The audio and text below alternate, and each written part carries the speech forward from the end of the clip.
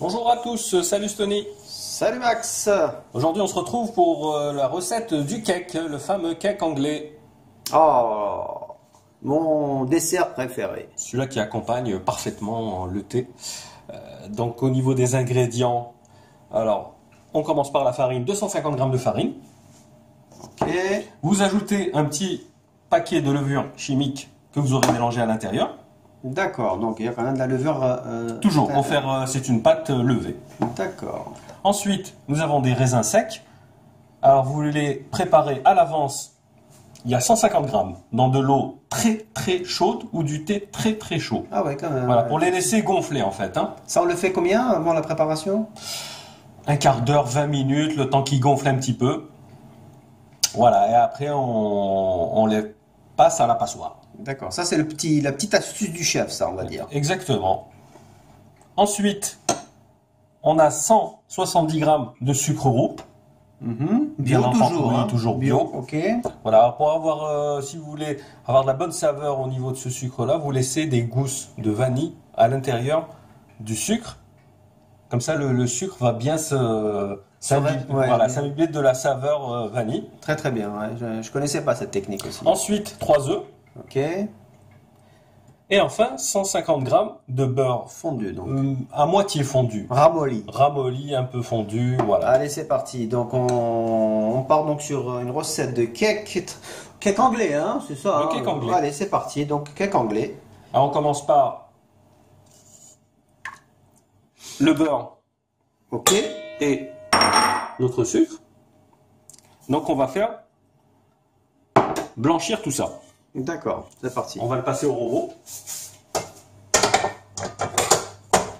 Dans quelques instants, le temps que ça blanchisse légèrement. Ok.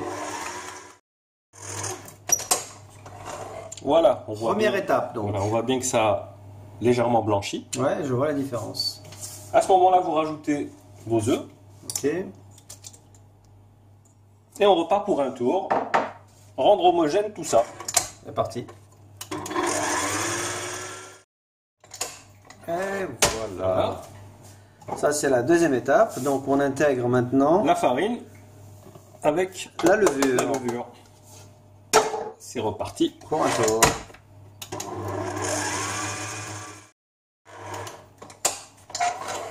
Et voilà. Une belle pâte, une belle couleur, une belle texture. Voilà, maintenant il ne reste plus qu'à intégrer nos raisins secs. Voilà, qu'on a fait égoutter. Ensuite, la petite astuce, c'est de les mettre sur du papier absorbant. De cette façon. Hop, on les fait légèrement sécher. En fait, il ne faut pas qu'il soit trop humide. Exactement. Donc on va enlever le surplus. Et à cela, on va rajouter un tout petit peu de farine pour éviter qu'il tombe Au fond. voilà, lors de la cuisson. D'accord. Ouais. Histoire de les saisir en plein au milieu en fait du cake. Hein. Voilà, pour éviter qu'il retombe et qu'il soit bien réparti. Ah ouais, moi je me suis toujours posé cette question. Comment se fait-il que les raisins tombent au fond? Et c'est vrai que c'est assez désagréable, on va dire. Hein. D'abord, c'est pas terrible, effectivement. une masse de raisins secs en bouche, pas très agréable. Voilà, donc bien les faire sécher, rajouter un petit peu de farine. Ouais, ça c'est vraiment une petite astuce que je ne connaissais pas. Je suis sûr que ceux qui nous regardent aussi. Voilà, et on remet tout. Et on envoie tout dans le mixeur. Voilà, c'est reparti pour un petit tour. C'est parti. Voilà, donc nos raisins secs sont bien dispatchés dans notre pâte. Il ne reste plus qu'à mettre tout ça dans notre moule qu'on a préparé avec du papier sulfurisé. Donc c'est plus facile hein, pour Pour le démouler. démoulage, oui, tout à fait. Hop, on prend une petite raclette et on remplit notre moule. Aussi simple que ça en fait. Hein. Ça paraît simple. Hein. Tout simplement. Ouais, j'avais l'impression qu'elle était compliquée cette recette. Après, vous pouvez rajouter des fruits confits, des bigarros pour agrémenter un petit peu votre cake. Selon vos envies. Exactement, des petits zestes de citron, Ah ouais, ça j'adore. d'orange. Ça donne du goût ça. Donc c'est le cake à l'ancienne finalement. Hein. Cake anglais, cake à l'ancienne, il a plusieurs appellations. C'est ça. On a préchauffé notre four à 200. 200 degrés comme d'habitude. Vous l'enfournez pendant 45 minutes. Oui.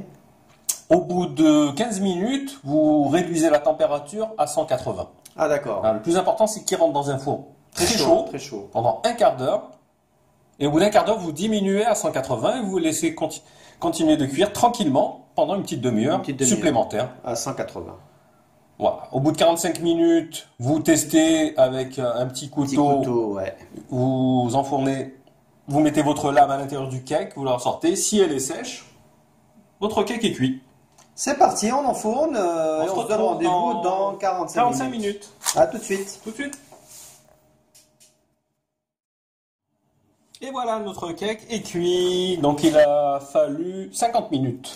Un peu plus, donc les 45 Voilà, c'est pour ça que je dis vérifiez toujours avec un couteau.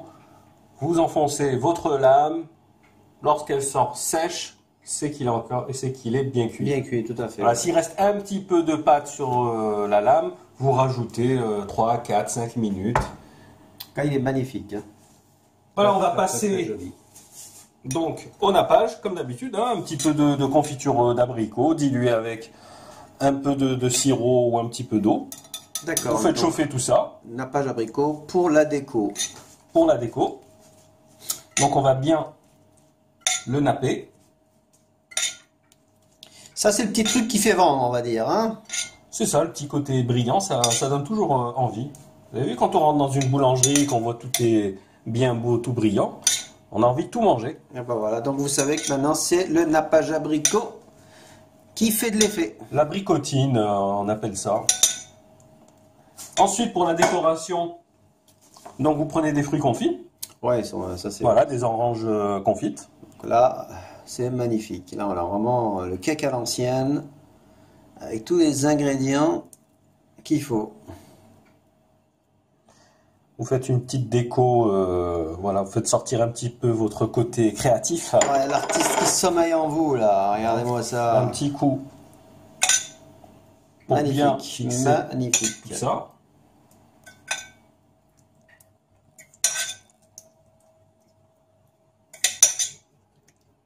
Ouais. Très très belle recette, vraiment. Hein. Bah, écoute, tu sais que c'est un grand classique, hein, le cake. Hein. Je connais pas beaucoup de gens qui n'aiment pas le cake. Et l'avantage du cake, c'est qu'il se conserve très bien. Ça c'est bien, ouais. C'est vrai qu'il dure assez longtemps. Dans une boîte hermétique. Ça peut, voilà, toute la semaine, vous prenez une autre petite tranche de cake. Ah ouais, c'est le top pour le petit déjeuner le matin ou l'après-midi, le thé de 4 heures, c'est excellent. Voilà notre recette. Une belle recette qui prend un peu plus de temps que nos recettes habituelles, il faut reconnaître, un peu plus de temps. Légèrement, pas forcément plus compliqué.